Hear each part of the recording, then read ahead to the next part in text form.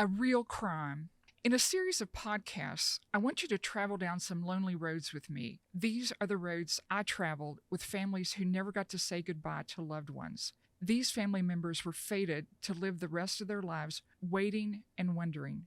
I will begin this series with unsolved murders, but I will also revisit cases that include arrests because aspects of the case are worth re examining.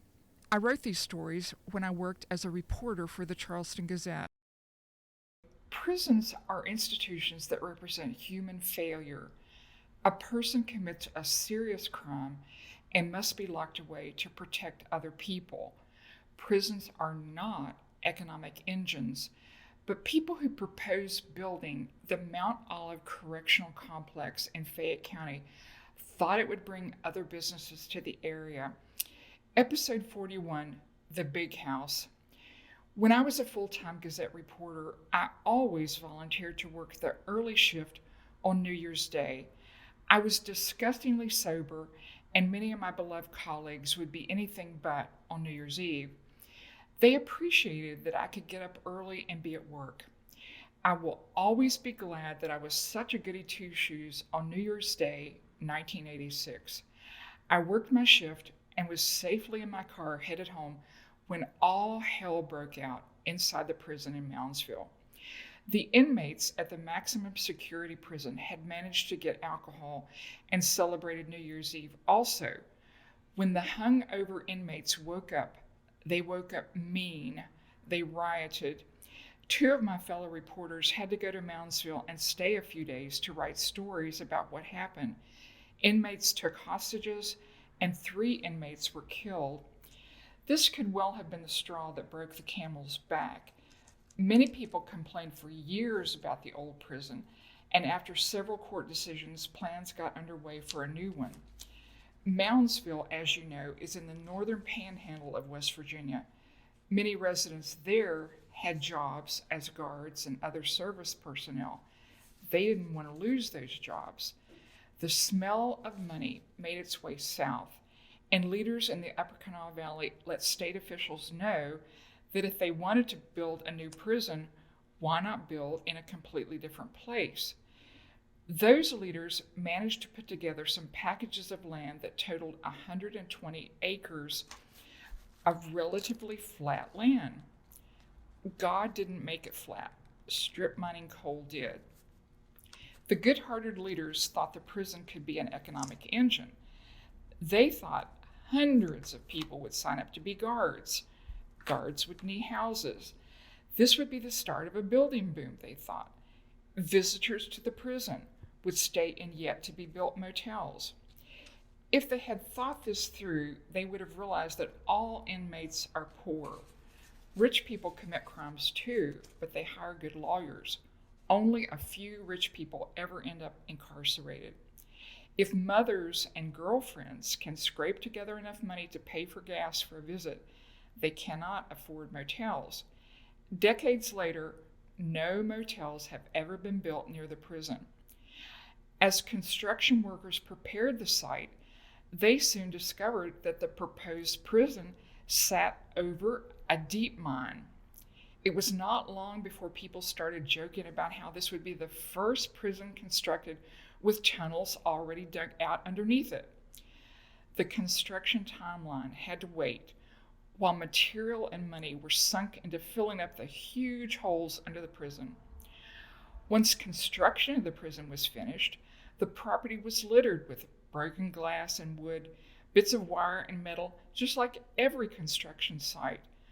But those bits of waste could easily be fashioned into weapons. Someone thought, this is grunt work. Soon, inmates from the state's other prison, Huttonsville, were bused to Mount Olive to pick up the litter. I talked to a member of the House of Delegates when I wrote about this wide spreading of potential weapons. The delegate told me correctly. Now, there were potential weapons in 2 prisons, not 1. The Mount Olive Correctional Complex opened in 1995. There was no grand rush to become guards or correctional officers, as they're called. The salary was low, and those who did take the job discovered working conditions were stressful, to say the least.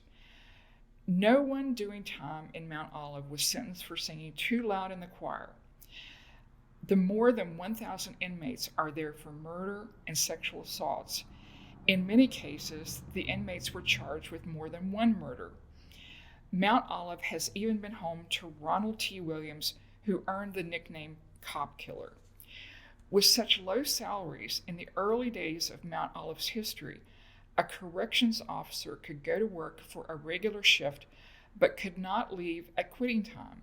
That was because they had no other employees to relieve the staffer at the end of a regular shift. Eventually, the legislature agreed to raise the salaries, but the salaries have never been enough to pay for the stress the workers are under.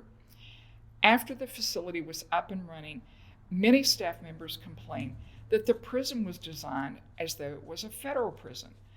Those prisons often house white-collar criminals. Those are the rich people who go to prison because they embezzled money, not because they shot someone a dozen times or repeatedly raped children. During the day, inmates spend time in large areas called pods. Corrections officers work at a control panel that's inside a painted line. Inmates are not to cross the line.